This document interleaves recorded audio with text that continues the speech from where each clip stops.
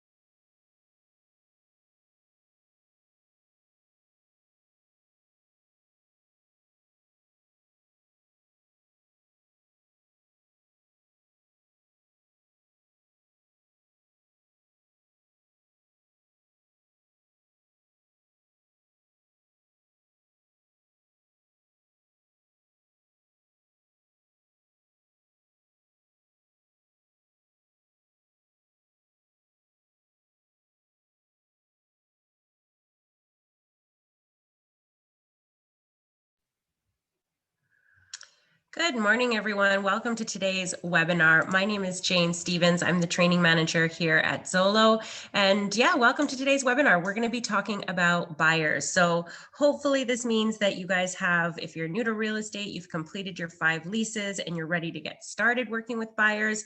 Or maybe you're a seasoned agent and you've done quite a few buyer transactions. You know, hopefully there's something here for you as well. I will be talking about a buyer presentation, which I think is a really great idea to implement, especially now that our world has gone virtual. It's something that you can, send to clients, introduce yourself, build that rapport with clients virtually before meeting them, and hopefully creating loyalty in return, right? If they know a little bit more about you than just the fact that you're going to show up to a showing and open the door, then, again, maybe that increases the loyalty. I hear all the time from agents, that you followed up with the lead, you did what you were supposed to do, you called them within 5 minutes, maybe even took them out on a showing, and then they just disappeared. So let's talk about some ways, some ideas around how to really increase that loyalty, because yeah, these leads are there, they're looking, and it's fine if their timeline isn't in line with right now, but hopefully you're at least staying in touch systematically so that,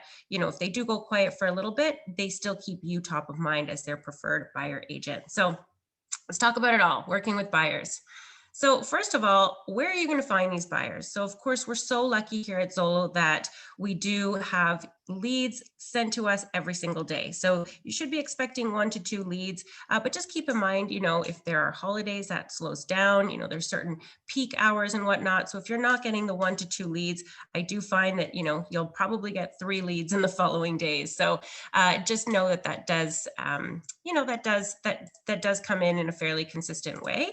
So the leads are coming mostly, as you can see from this chart here, which is, it's dated 2019. I didn't have an updated one for last year, but you can see that most of the buyers start their real estate journey by looking online. So again, we're so fortunate that we're with Zolo, we're aligned with Zolo, we're the #1 real estate app in Canada, which means that people are browsing our website the most, and we do have about 11 million visitors every month. So that is huge for us. So when they inquire about properties, yes, it's important that we call them back and that we ask the right questions. And of course, we make sure that they're not already working with an agent, because so many people are using the Zolo site as a resource. You want to make sure that, yes, you are providing the information, but also that you are working with people who are, not only qualified, but able to work with you. They're not already otherwise committed to another agent. So let's talk about that really quickly, just about your leads and how they come in. So of course, they're coming in from either the Zolo website or the Zolo app. So just make sure that as soon as you get that text message, as soon as you get that email,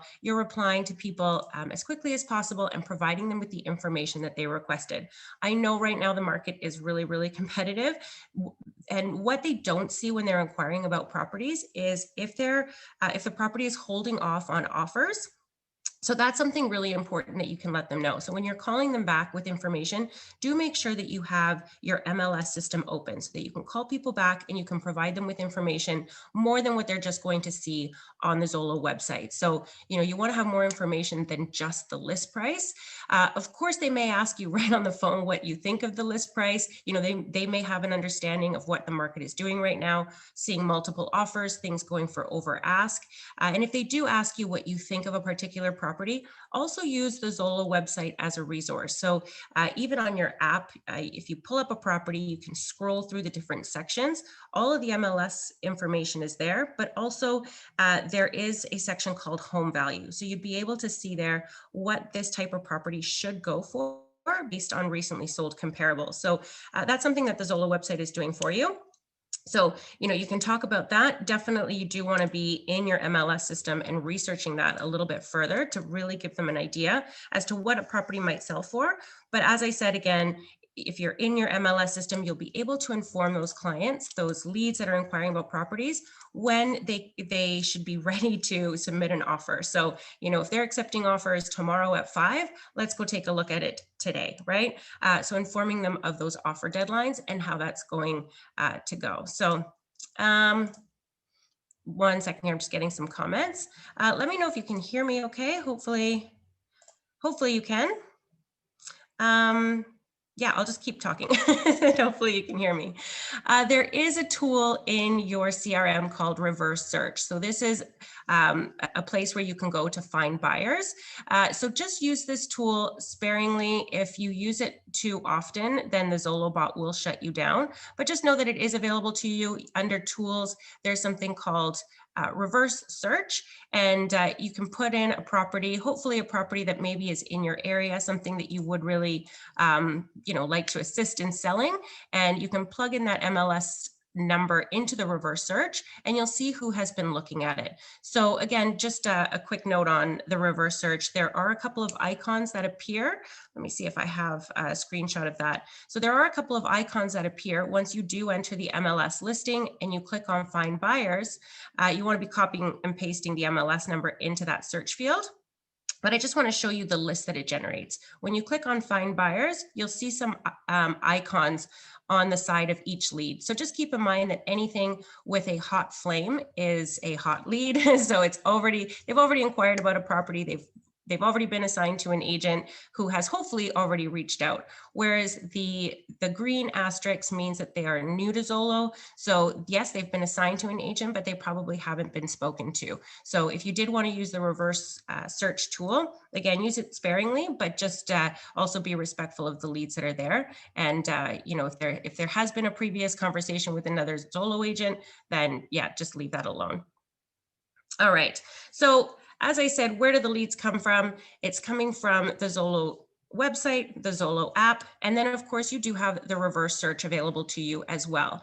So those are really good places to pay attention to, so that's where you're finding buyers.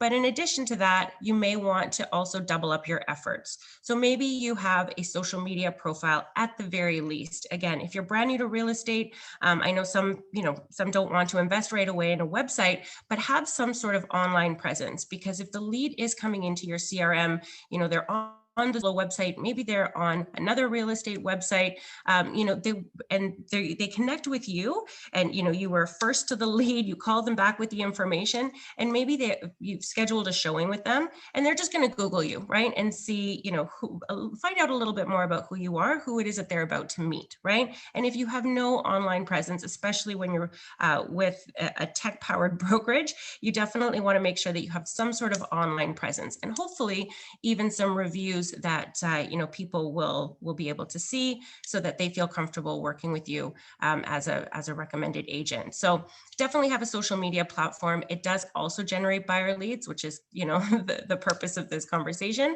And then everybody that you do speak with, that hopefully you also are capturing them into some sort of a database. Again, if you're new and you're wanting to keep your costs low, I always like recommending things that are free, and an Excel spreadsheet is free. Make sure that you are tracking people's names and phone numbers and email addresses so that you can plug that into, an email newsletter campaign that you send out on a monthly basis. So these are things that will keep you top of mind so that even if you do meet with a buyer, you take them out on a showing, and then they seem to have disappeared, if you're contacting them every month with an email newsletter, then again, you're staying top of mind, and hopefully they will choose you once they're ready to resume their search. All right. So let me see. So let's talk about calling buyers. So what is it about this conversation that we need to know? So if you're coming from the world of leases, you have your pre-qualifying questions that you ask, to be asking about credit score and, employment income. So here with buyers, it might be a little bit easier, some might say, because all we have to really know is, are you working with an agent and are you pre-approved, right? And hopefully they say yes. So let's talk about that a little bit more. So these are the things that you want to find out about. And it's an acronym that, might be easy for you to remember. It's referred to as LP Mama. So you might hear that term out there if you're doing, online courses such as this one.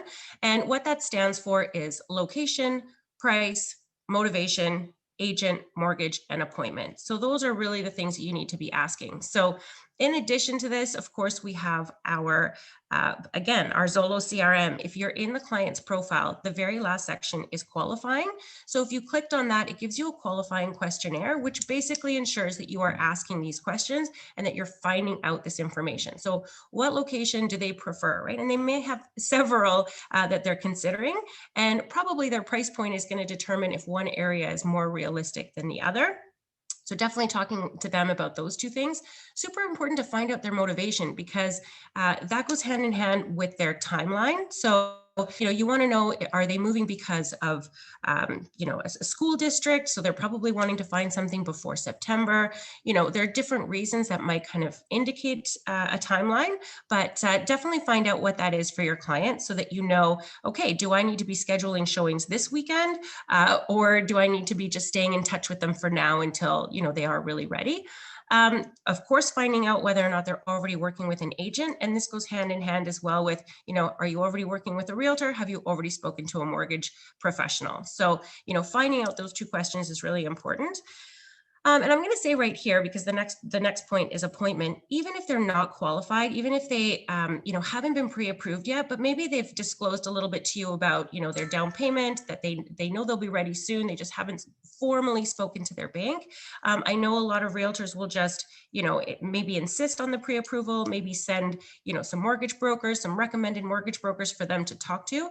But if you just send that email and you send those names, and you don't have a face-to-face connection with them, the chances of them coming back to you and using you as a realtor are, of course, less likely. So even if they say they're not formally pre-approved, but they have an idea as to what their budget will be, a lot of people do their homework and maybe they are more ready than you think. So, don't discount them just because they don't have a pre-approval. Still go to that face-to-face appointment so that you can talk about the process. You can put them in touch with your experts, including a mortgage broker. Hopefully you're sending them to Zolo Mortgages, because we can assist you here as well with that and update you on whether or not they are qualified. So really having that conversation and making sure that even if they're not necessarily pre-qualified, that you're still meeting with them so that you start building that rapport with them.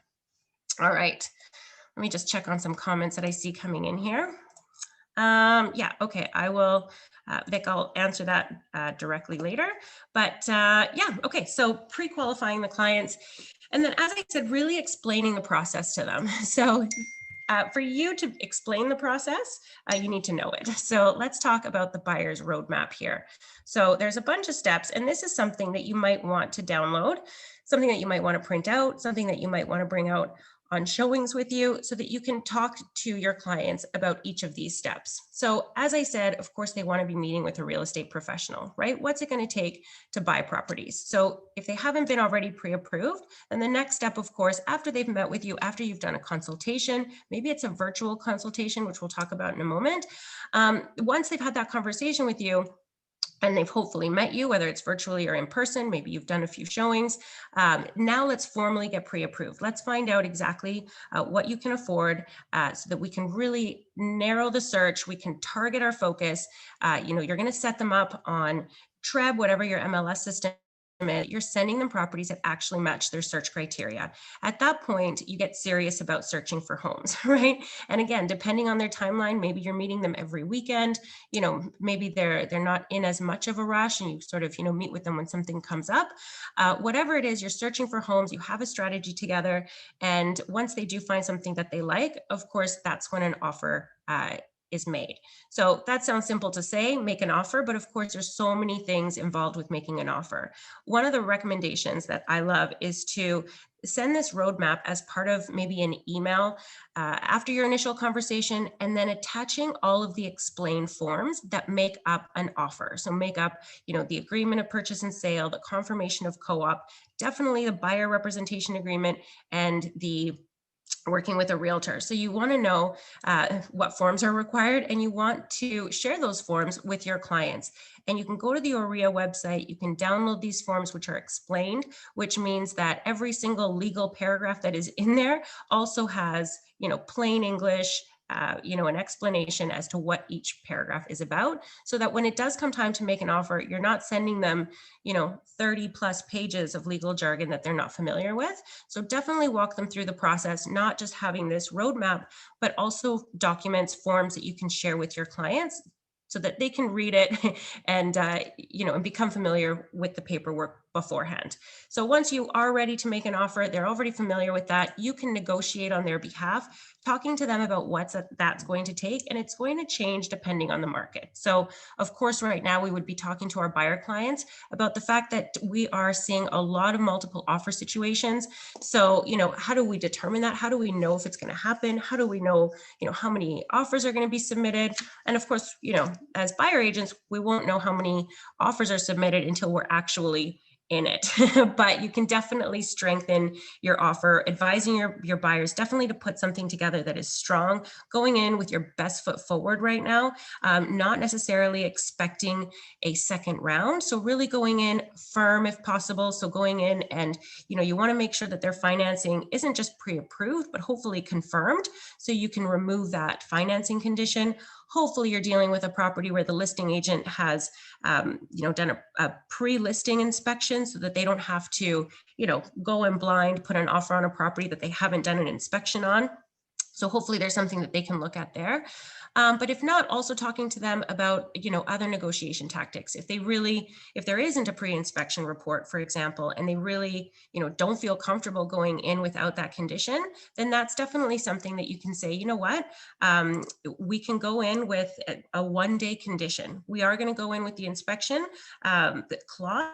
We're gonna have it expire in 1 day, which means that if the offer gets accepted, we have tomorrow to do the inspection, and we can firm it up as soon as that inspection is done. So of course, if you're going to do that, make sure that you're reaching out to your home inspector, making sure that he is available, so that you can also let the listing agent know in presenting the offer that you have a tentative home inspection already scheduled. So kind of getting creative, thinking outside of the box, especially when we're up against so many offers like we are right now.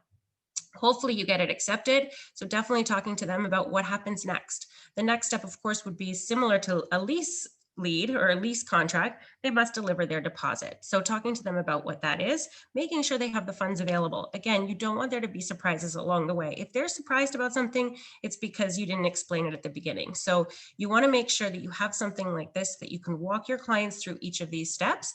And so that they know, again, there's no surprises. They have an accepted offer. They're excited, and they know that they have to deliver the deposit tomorrow within 24 hours to the listing brokerage. It's a bank draft or a wire transfer. So those funds need to be available. So that's something that you need to be talking to your client about during this sort of walkthrough, whether you're talking about these steps, again, as I said, virtually, in person at the first showing that you do, whatever it is, you're talking to them about that and you're preparing them for what's coming next. Final details, of course, would be removing any conditions that are in there. So if you did do that 1-day inspection, hopefully going ahead and, filling in the notice of fulfillment, firming up your deal. So that would remove the condition that you had in there. And then the lawyers and the mortgage brokers take over, make all that happen before closing day. So having some kind of a roadmap like this is something that I downloaded from Breakthrough Broker, which is something that I always recommend. The only thing that I did was add the Zolo logo. So this is something that you can customize. And again, it's available for free on breakthroughbroker.com, and it's called the Buyer's Roadmap. So again, something that you can incorporate in your buyer consultation. All right. So as I said before, you definitely want to have information available to you when you are talking to buyers. You want to find out, if the property is still available, of course, right? So I was talking earlier about the initial phone call, providing them with information, letting them know if there's an offer date, but also, of course, letting them know if it's sold conditional, when does that condition expire? Maybe that condition expires on Friday. So you want to schedule a follow-up for yourself so that you're reaching out to them on Friday to let them know, did that firm up or did that fail? If it's just a one conversation that you have, if they call you about a property and you say, sorry, it's sold conditionally, and you never follow up with them again, what are the chances of them using you as their agent? So really schedule the follow-ups, do the work. Really, these leads aren't going to convert based on one phone call. It's going to take some time and some follow through. So letting them know, what is happening, properties, offering to show them more is definitely the direction you want to go in. All right, so yeah, this is just showing you here on the MLS listing that the condition is what the condition is and when it expires. So that's, information that you can definitely provide to your clients. In brokerage remarks, that's usually where you will see if the listing agent is holding offers on a certain day and time. So definitely also something that you can share. And then there's usually some other remarks here. So, what's included, what's not included might be in there. Is there a, hot water tank rental? So, again, just informing your clients, because this is information that they don't see on the Zolo website. And, we don't want them to see, because that's the purpose of them calling us, right? So you want to make sure that you're providing the information, and then of course, providing value as well. All right, so this is just walking you through maybe a typical conversation that you would have with a buyer. So again, similar to lease leads, if you've been doing leases and you're just about to get your buyer leads turned on, then, what do you say? So definitely make sure that you're always introducing yourself, you're always professional on the phone, you're letting them know that you're calling them back about a particular property that they inquired about, you have the information, how can you help, right? Have a conversation. Need to be super scripted. But again, going back to that acronym that we talked about earlier, LP Mama, that is what you want to get out of the phone call, right? So what are they looking for? What's their budget? Have all of that kind of conversation. When are they looking to move? That's again, that motivation, that timeline. It's also going to determine how you are going to tailor your services to this particular buyer. So really important question, what are you looking for? When are you looking to move?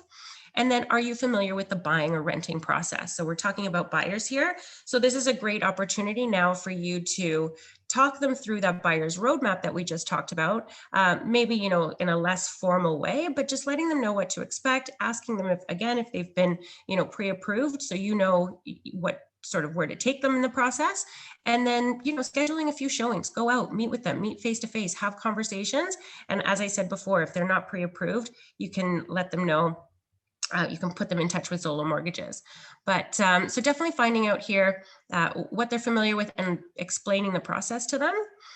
And definitely closing the call with, when would you like to see the property? So always trying to convert that call to a showing. And if they just inquired about one property, also asking them if there are any other properties they would like to see. Also offering maybe to send them a list of similar properties. Now that you know what they're looking for, definitely you want to end this call not only with an appointment, hopefully, but you want to set them up with an email with you from you coming directly from your MLS system. So you want them to be receiving emails with listings that match their search criteria coming from you. So it's really easy for them to just hit reply and say, we'd like to see properties 1, 2, and 3. So make that easy for them. So yes, hopefully you're able to schedule the appointment at the end of the call, not just for that one property that they inquired about, but hopefully multiple others. All right. So never forget CRM activity. If you want to continue being busy with Zolo leads, the Zolo bot does reward active agents. So you definitely want to make sure that you're recording the calls. And if it is a call that was connected, again, just going back and putting in a note, right? I've mentioned a couple of examples already. The client inquired about such and such a property. It sold conditionally until Friday. Schedule a follow-up for Friday. And then you know what you're calling them back about, right? You'll look that property up again and reach out to them to let them know if it firmed up or failed. And hopefully if it failed, you can then schedule the showing. All right. So yeah, definitely following up after that phone call and before you meet them with an email. So you can have, and we're going to talk about this a little bit today, you can have a very simple template, or you can put together a buyer presentation. So maybe you have an online brochure, maybe it's a PDF that you can attach to these emails. So you want to be sending an email immediately after your conversation, confirming their search criteria, hopefully confirming the appointment that you were able to book with them, and then maybe add some links here about yourself, just so that, again, they get to know you a little bit more than just somebody who's going to show up for a showing appointment, right? If you have a website, hopefully you have an About Me page that, maybe doesn't just talk about, what you've done in real estate, but maybe some interests. And I mean, really, that's what, ends up people wanting to work together, is when they have similar interests together. So hopefully you make it a little bit personal. You might want to get really formal with your buyer questionnaire and maybe attach a Google form, right? Have them fill in, some additional information. Yes, you talked about their search criteria on the phone, but maybe there's other information that you want to find out. And you can be lengthy in the questionnaire. You can send them a link, and it's easy for them to fill out. I'll share with you guys a snapshot of a questionnaire that is quite lengthy and not something you would get through during an initial phone conversation. You wouldn't want to keep them on the phone for half an hour, 45 minutes. So sending them a buyer questionnaire afterwards is a good way to gather more information. And then, as I said as well, attaching a PDF or some sort of buyer's presentation if you have something like that. And again, you can find those through that website, breakthroughbroker.com. Of course, once you've sent this email, you also want to set them up in your MLS system so they're receiving emails that do match their search criteria, or properties that match their search criteria. So, definitely sending that email after the call and before you meet. All right, having an email signature, of course, as well, that has all your contact information. So in addition to hitting reply, they also have your phone number, because not everybody's going to put you into their phone after having one conversation with you. So super to follow up with an email. This is an example of one. This is a short and sweet one, just confirming basically what you spoke about, right? So thank you for your interest in properties. Further to our discussion, I'll send you listings that match the following search criteria. So you're confirming that you listened, right? This is the area you're looking in. This is the budget. This is the number of bedrooms. This is the type of property. So letting them know, and also that you can tweak this, right? So if it's too broad, if they're getting too many emails, let me know if you want me to adjust your search criteria. But then also letting them know, here's your value. As a buyer specialist, I can show you any properties that might be of interest to you. You might want to put in there as well, you don't need to reach out to the listing agents directly. Just send me the list of the properties you want to see, and I will schedule appointments back to back and send you an itinerary, right? So positioning it like that, let me know if there's something you'd like to see, and I look forward to hearing from you and helping you with your home search. So again, it could be something really short and sweet and simple, or as I said, you could attach, presentations such as this one. Again, Breakthrough Broker has these presentations that are downloadable, and all you need to do is just change your name, your logo, and of course the photo. But yeah, there's lots of great examples that you can find online. And again, I always like to recommend things that are free. So this is where you can go and find a free template.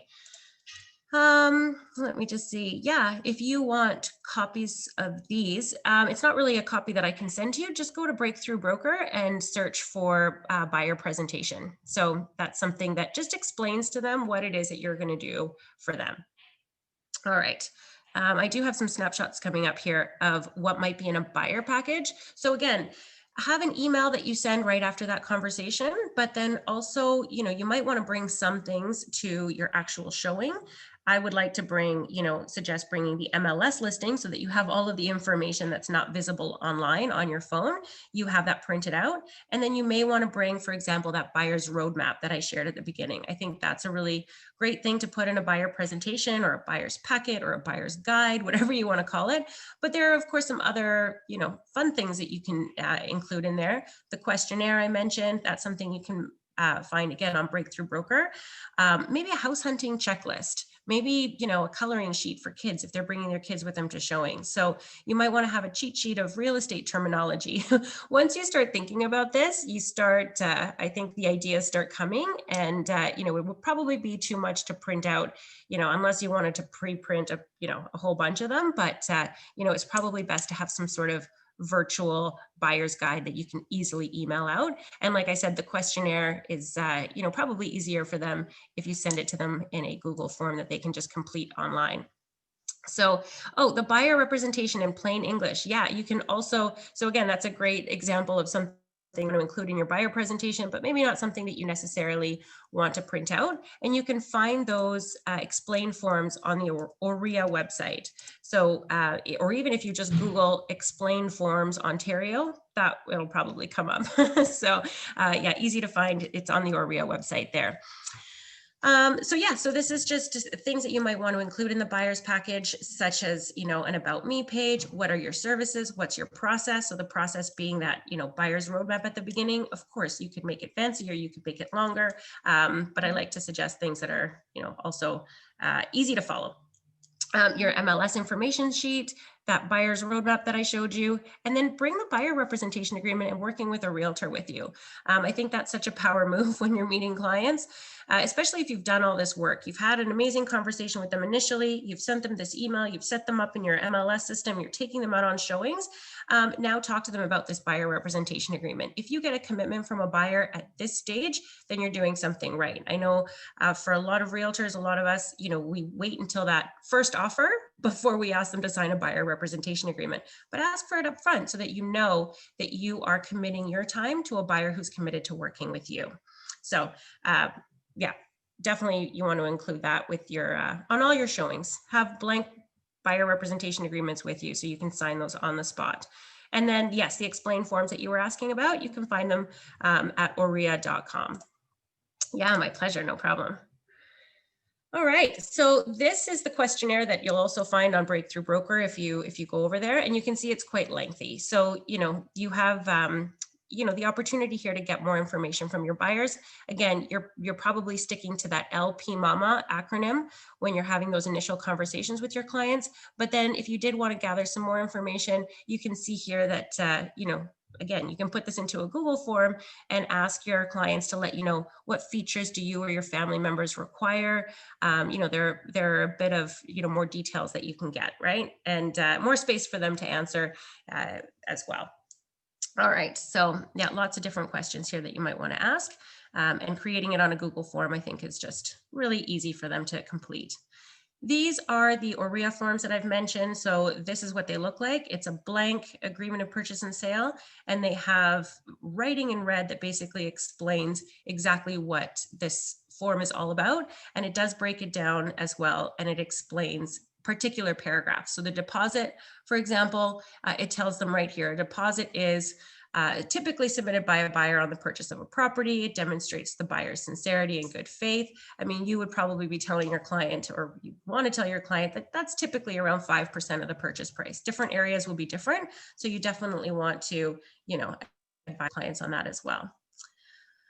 So yeah, you can just see more of these paragraphs here. So they're all nicely explained. So it's actually a great tool for you if you're brand new and you're not familiar with the contract. It definitely takes some time to read through it so that you know how to fill it out as well. All right. So yeah, here we go. Just more of the same, just highlighting everything here so that you can explain it to your clients. Now, the Schedule A is something that, I don't know what happened there.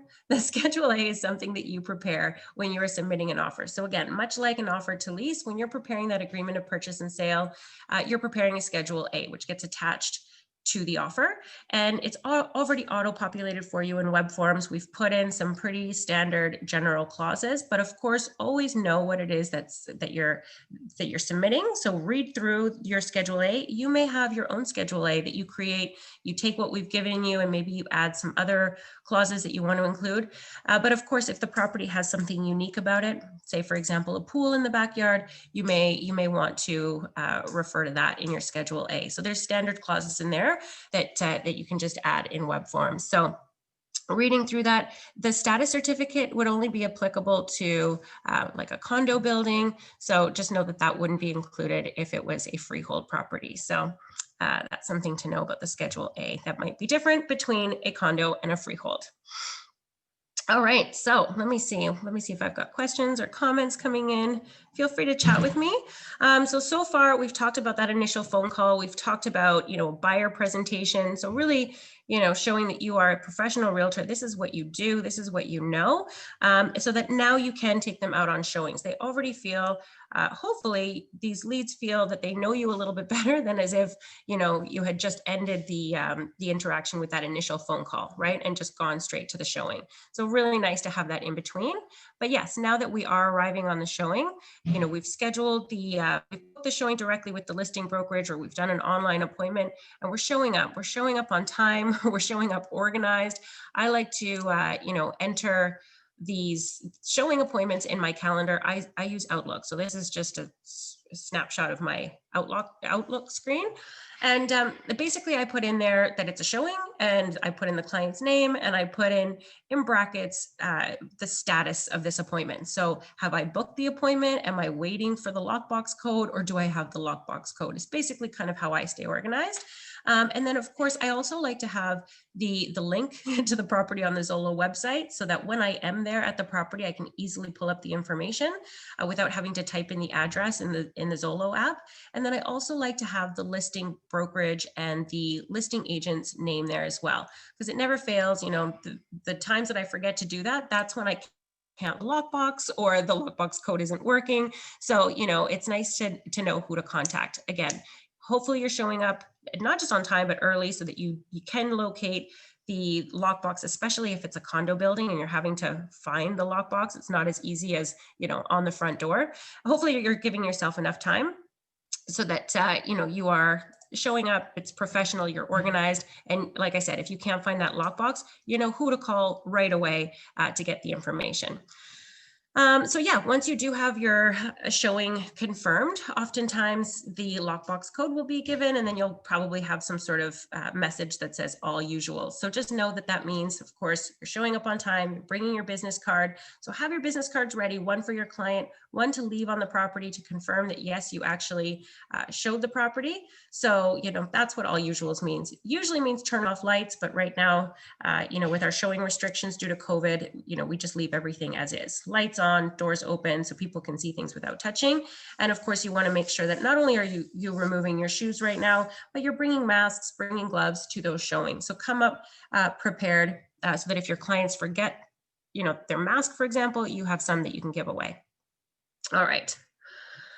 Okay, so I've talked a lot already about preparing the client, but here's just another example of the buyer's roadmap. So this is the home buying process. Again, it's just a different one. I think this one sort of matches our Zolo branding colors. So if you wanted to find this one, it's also available for you on Breakthrough Broker. So the home buying process. So this is something else that you might want to use instead, but it's the same as the roadmap I showed you earlier.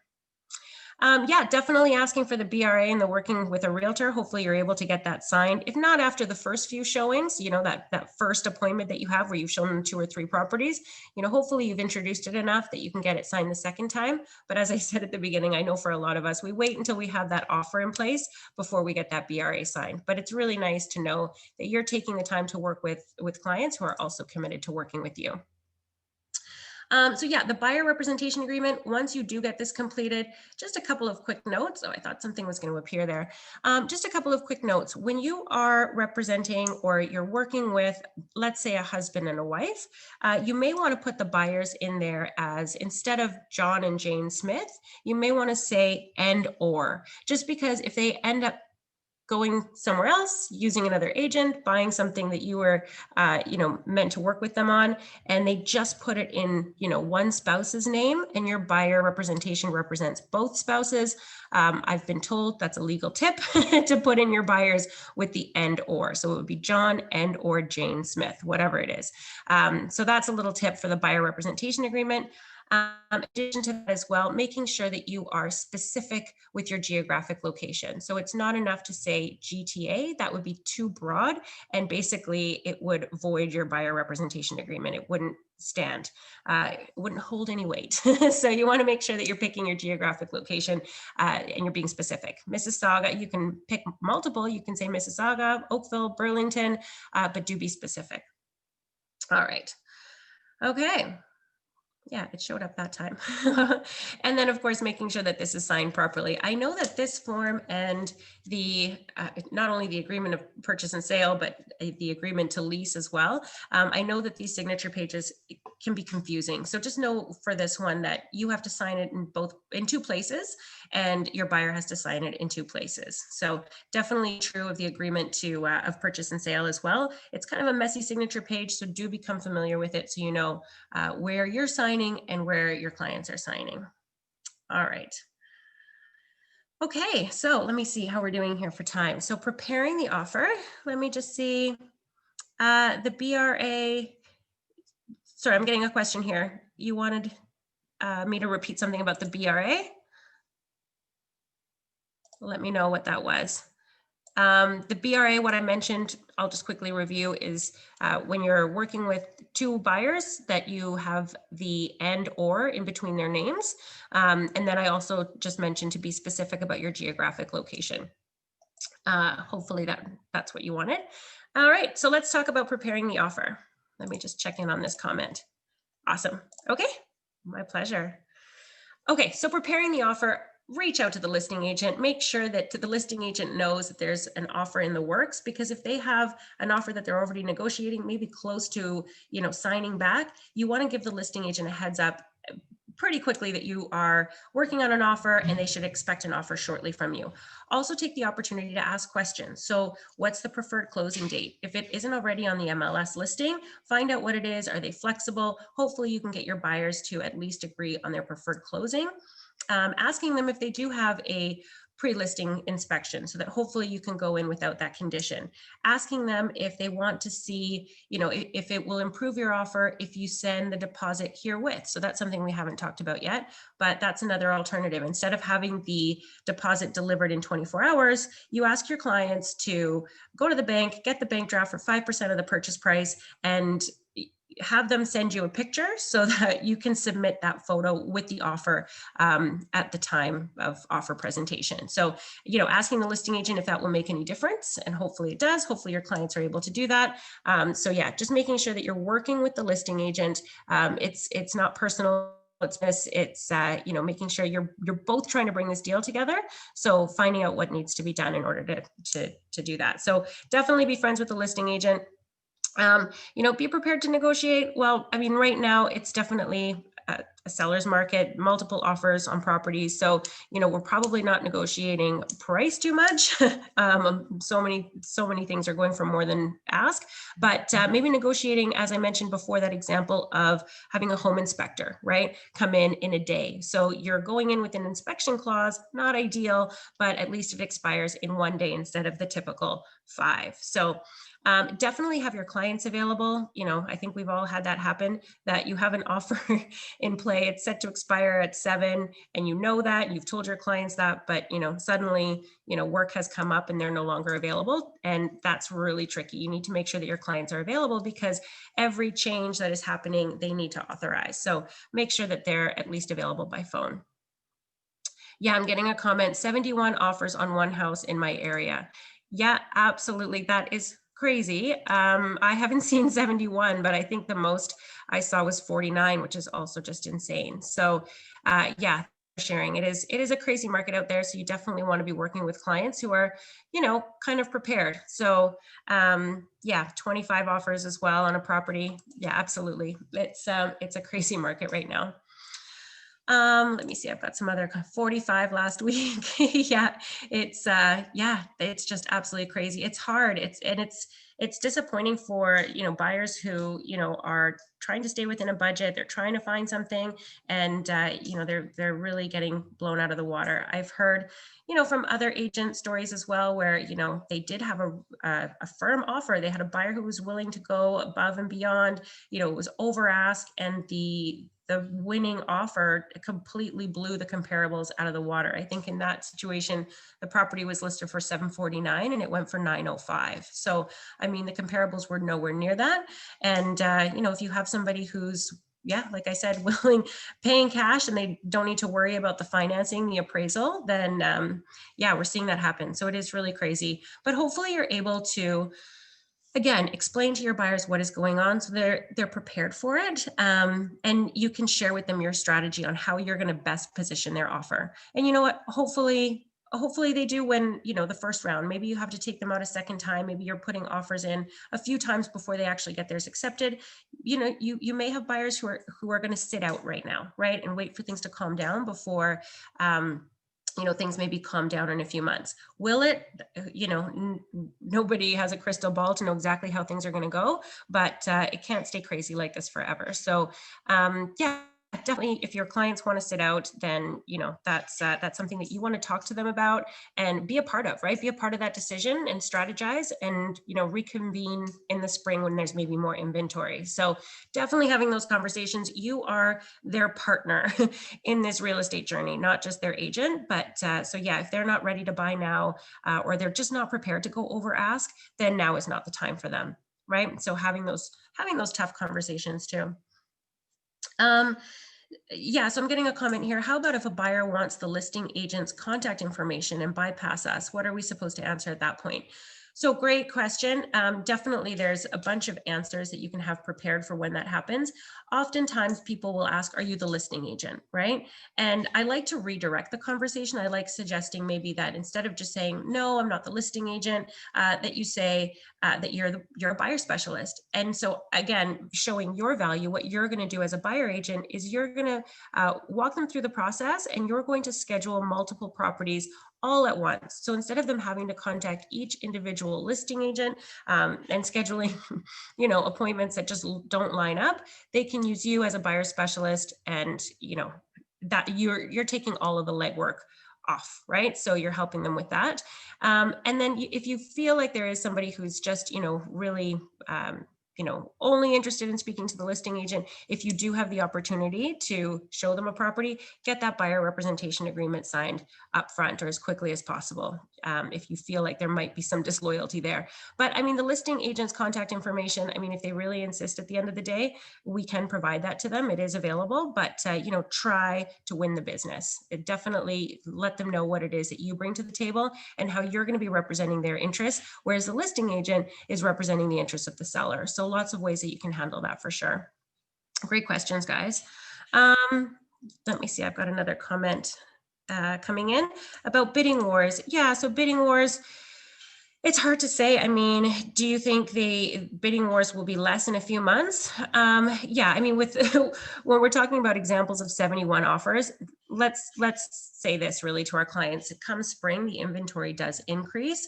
So, hopefully that will alleviate some of these multiple offer situations. So, hopefully also listing agents will price properties a fair market value. Most of the time, multiple offer situations are as a result of, pricing a property low.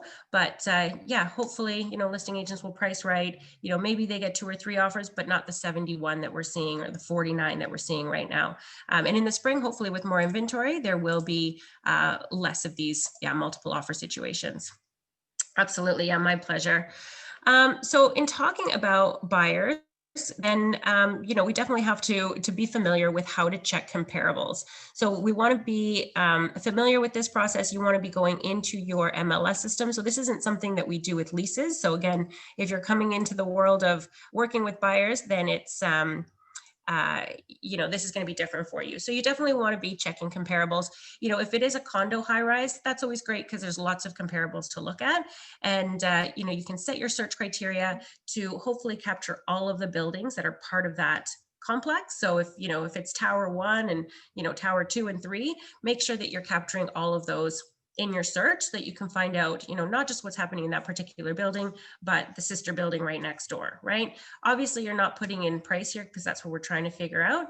And make sure that you are comparing, 1 bedrooms to 1 bedrooms. And, you can set that in the property characteristics for a list of results, making sure that you sort it by sold date also, so that you're seeing the most recently sold properties up at the top. So again, as I said, there's, you can see sort of a pattern here. In this particular building, $399 at the time I did this search seemed to be a popular list price, and it was going for about $395, 408. You would want to see these pictures and figure out, okay, why did this one go for more?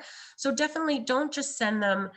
You don't want to send your buyers comparables that don't include pictures, because you want them to be able to see, okay, how does this compare to the property we saw on Saturday, right? So you want to be comparing apples to apples. So definitely pulling the information, but then going through each property to only send them the properties that are true comparables, that are in similar condition to the property you're going to submit an offer on. So yeah, you can download these, you can share the link, you can send it to yourself, share it that way, but having a discussion with your client. So providing them the information in terms of what is happening in this particular building so that they know what to expect.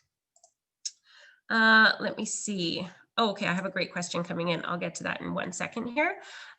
Just to finish this off, making sure that you are pulling the comparables and talking to your clients about what to offer.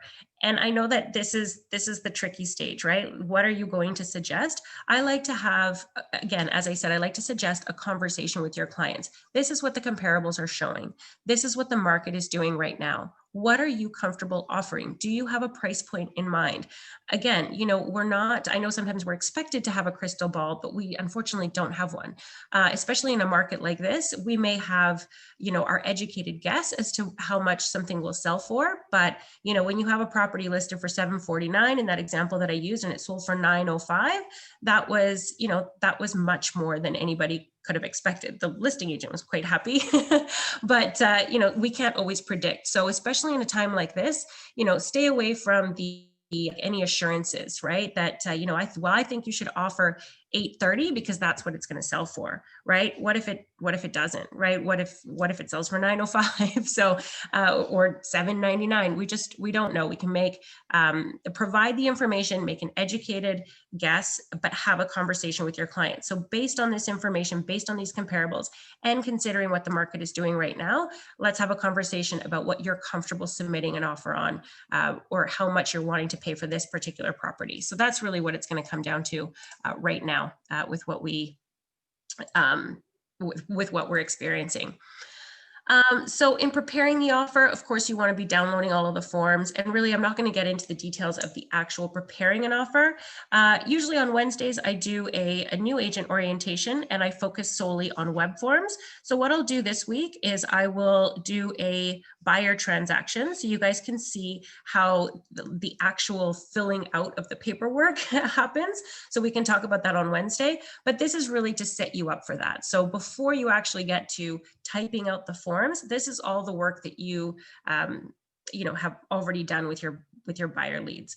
And at this point, you're pulling comparables, you're having that conversation with your clients, and you're strategizing with them, right? You're not dictating. It's kind of a joint effort, especially, as I said, in the times we're seeing right now.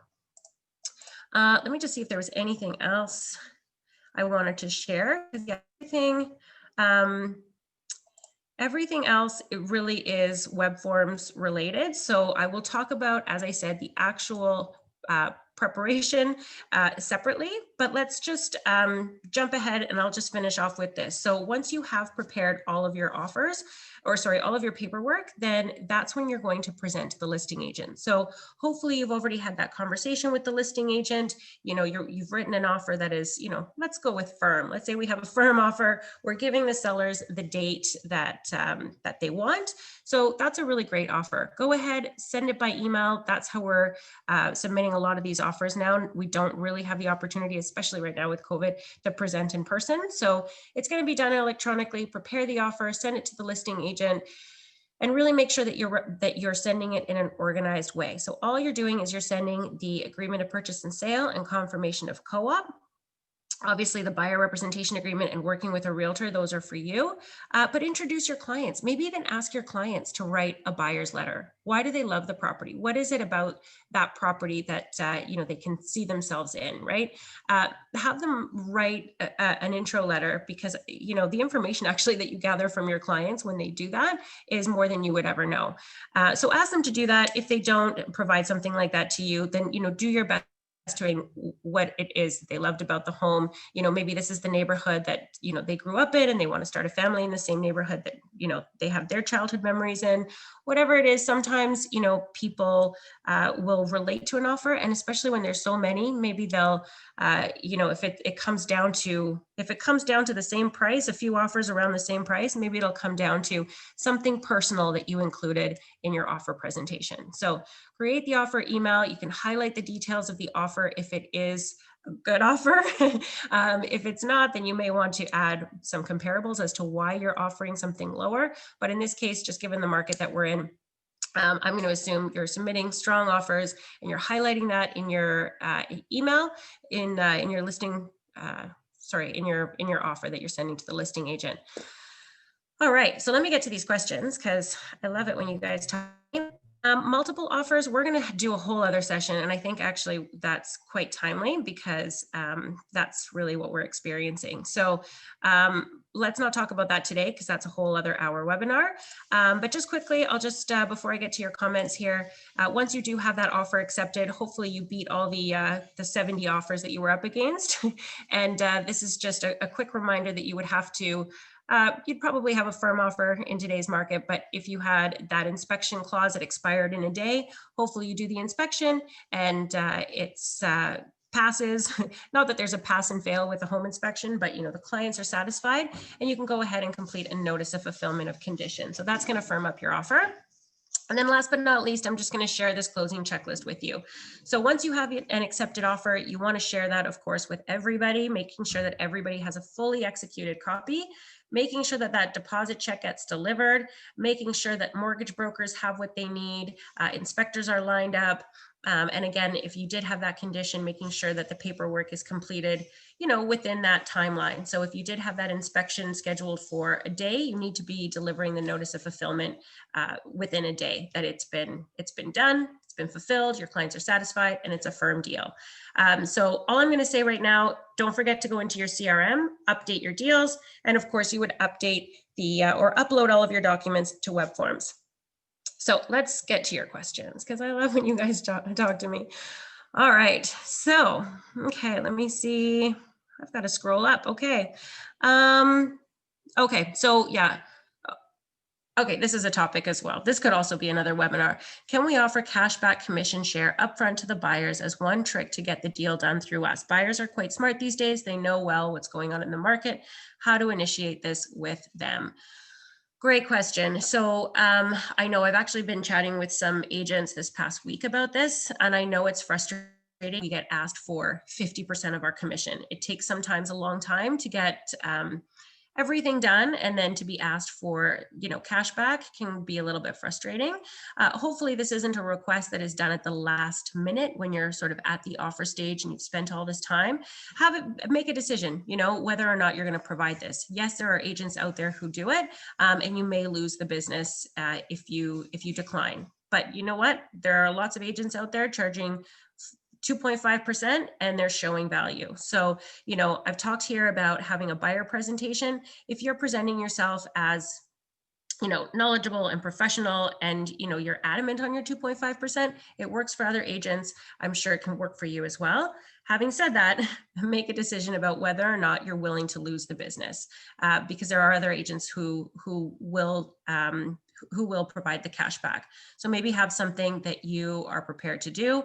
Maybe you do offer the 1% cash back. I know is a popular request, but maybe you do it in a way that you're also getting something out of it. I mean, yes, of course, you're getting the balance of the commission minus, of course, your splits, but maybe you ask them for a referral, right? Yes, I'm happy to do a cash back, but in exchange, will you refer me business? Will you refer me at least one client before this closes, right? And maybe you make that a condition of the cashback, no referral, no cashback. So I did see, agents talking about that on an online forum, and I thought that was a good way to kind of also show that, you're a negotiator. That's what we do. So that's my take on that question. So I know, yeah, I see your comment here about facing it too much. I know. So making a decision about whether or not you want to work with those people or not, and just knowing if you're going to say no, that it might result in lost business, and are you okay with that, right? Some people would rather do one deal at 2.5 than 2 or 3 cashback deals. So do with that what you will, but it's definitely something we face a lot.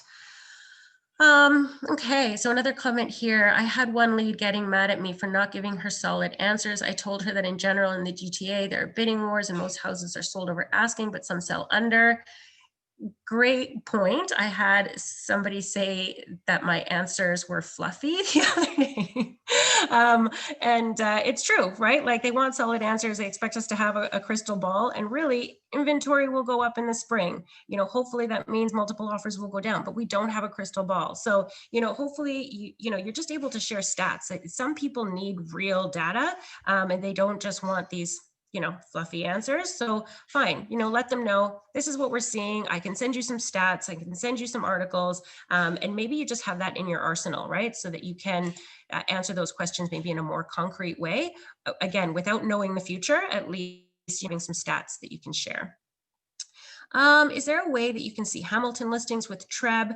I don't believe that's integrated. I could be wrong, but I don't think so. Yeah, I mean, if you find that you're doing work outside, you're really specializing in an area that has its own board, you're not going to see everything in Treb. So you may want to consider joining. Hamilton would be RAB, so you might want to consider joining that board. All right, let me see. Is it possible to get training on how to do comparables? Yeah, for sure. So that is something that we can definitely dive into as well. Today, you're right, I kind of glossed over it a little bit just in terms of like where to go in your search criteria, but we can actually do a few examples. And actually that would be kind of a fun, maybe not webinar to do, but a good session to have where we all sort of work on one property and see what everybody comes up with in terms of price. So yeah, let me think on that and definitely offer some comparable training. Great suggestion. Thanks so much. Do we have any support for pre-construction projects? So you have your growth managers as your support. If you're looking for pre-construction projects, then I always recommend a website called buzzbuzzhomes.com, and that basically you can type in the area that you live in or that you're wanting to find a pre-construction project in, and it will give you everything that is currently under construction, as well as what is selling now. So yeah, try that website out. Okay, let me see any other questions coming in. Yeah, Buzz Homes. So I know it's a weird website, but buzzbuzzhomes.com is where you can go for pre-construction. And yeah, great suggestions. Okay, comparables. I'm writing this down. So comparable training.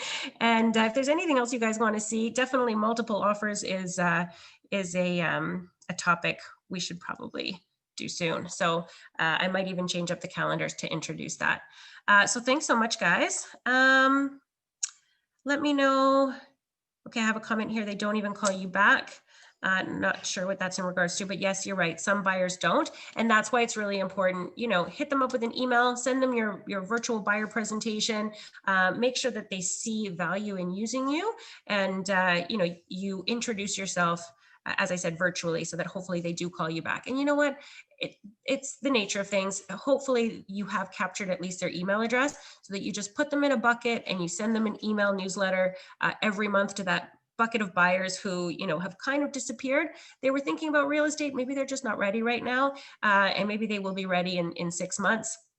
Or a year, and you've been maintaining contact every month through that email newsletter. So, definitely have a system like that.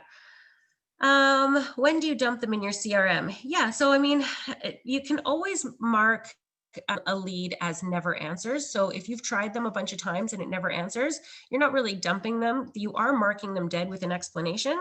But if they do decide to call you back, then you will, they'll come back alive in your CRM, which is what you want, right? Because, people are inquiring about real estate every day. They may not be ready at exactly, today's timeline, but definitely, keep them kind of alive in your CRM and just mark them dead with that explanation of call never answers.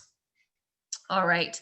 When you call new projects, customer service on Buzz Homes. Oh, I see.